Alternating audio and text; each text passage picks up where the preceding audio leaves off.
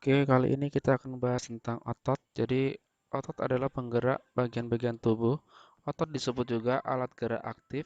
Otot mengisi 35-40% massa tubuh manusia. Otot dapat berkontraksi dan berelaksasi. Contohnya yaitu ketika mengangkat tangan.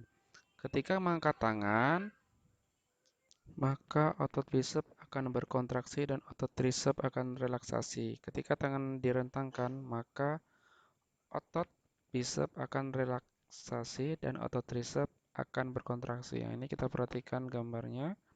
Ini adalah otot bisep dan ketika tangan diangkat, maka otot bisep ini akan berkontraksi sedangkan otot trisepnya akan merelaksasi. Nah, sedangkan gambar yang di sebelah kanan ini otot bisep relaksasi.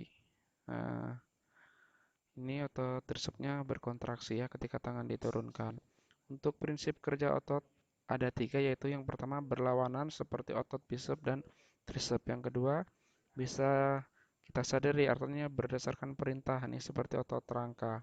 Yang ketiga tidak bisa disadari, involuntar atau tidak sadar seperti otot polos dan otot jantung.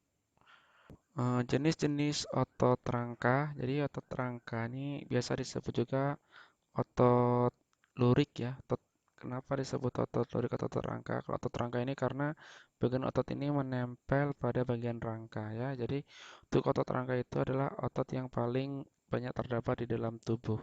Ciri-cirinya melekat pada tulang, sel-sel ototnya bergaris, ya, bergaris-garis melintang. Cara kerjanya volunteer atau berdasarkan perintah atau secara sadar. Kemudian cepat kontraksi dan cepat lelah. Nah, otot rangka melekat pada tulang dengan perantara tendon. Ya, jadi tendon itu sendiri adalah pita tebal, berserabut, dan liat.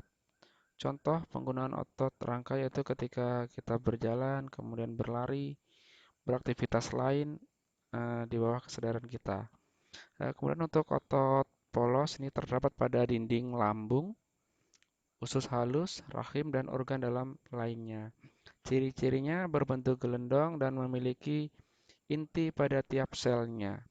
Bersifat involuntar, artinya di sini bekerja tanpa perintah ya atau di luar kesadaran. Berkontraksi dan berelaksasi secara lambat dan tidak mudah lelah. Kemudian otot jantung hanya terdapat di jantung. Ciri-cirinya seperti otot lurik tetapi bergelendong, bersifat involuntar, bekerja di luar perintah atau di luar kesadaran. Inti sel berada di tengah, berkontraksi secara cepat dan berirama ya. Jadi perlu kalian ketahui di sini untuk otot polos di saluran pencernaan, kecuali di daerah anus ya, karena kalau daerah anus ini termasuk ke dalam otot lurik. Kenapa? Karena ketika kalian rasakan ingin BAB, di situ terjadi secara sadar ya. Ada enggak di antara kalian yang ketika BAB tidak sadar seperti itu ya? Tadi otomatis sadar semua. Kalau tidak sadar berarti mencret itu seperti kalian ya, seperti itu. Oke. Untuk yang selanjutnya kita lanjutkan kembali ke persamaan dan perbedaan otot. Nah, ini persamaan dan perbedaan otot lurik, otot polos, dan otot jantung. Ciri-cirinya untuk letak dari otot lurik itu menyusun otot yang melekat pada tulang rangka, kemudian otot polos menyusun alat-alat dalam, misalnya dinding usus dan pembuluh darah. Untuk otot jantung menyusun otot pada dinding jantung. Kemudian bentuk selnya untuk otot lurik, sel bulat memanjang, ada banyak inti terletak di tepi. Kemudian otot polos, ujung sel meruncing, inti berjumlah satu di tengah. Untuk otot jantung bulat memanjang dengan ujung bercabang, ada banyak inti sel terletak di tengah.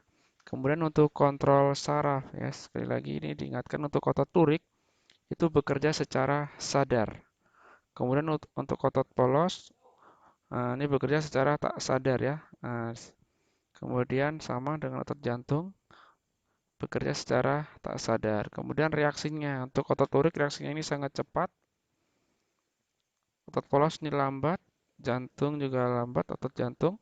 Kemudian sifat kerjanya cepat, cepat lelah, kemudian tidak cepat lelah untuk otot polos. Nah, untuk otot jantung tidak cepat lelah. Kalau sudah lelah, berhenti berarti orang tersebut sudah meninggal ya, seperti itu. Nah, ini kita perhatikan tiga jenis otot. Ini ada otot jantung, kemudian otot rangka, otot polos ya. Ini otot polos di ujungnya runcing, kemudian ada satu sel inti di tengah, ini untuk otot polos. Kemudian ini ada otot rangka, ya. Kemudian ini ada otot jantung ya, seperti itu. Kelainan sistem gerak manusia. Kelainan pada sistem gerak yaitu rickettsia, osteoporosis, artritis, fraktura, kifosis, lordosis, dan sklerosis. Rickettsia yaitu kekurangan vitamin D sehingga menyebabkan kaki tumbuh membengkok. Umumnya terjadi pada anak-anak.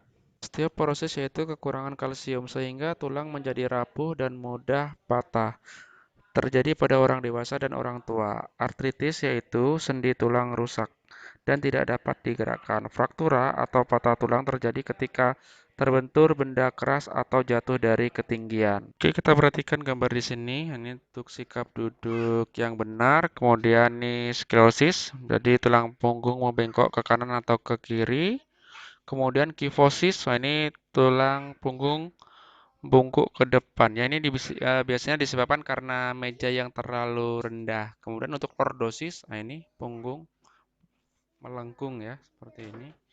Ini disebabkan karena meja yang terlalu tinggi ya, atau disebut kelainannya pada tulang itu disebut dengan lordosis.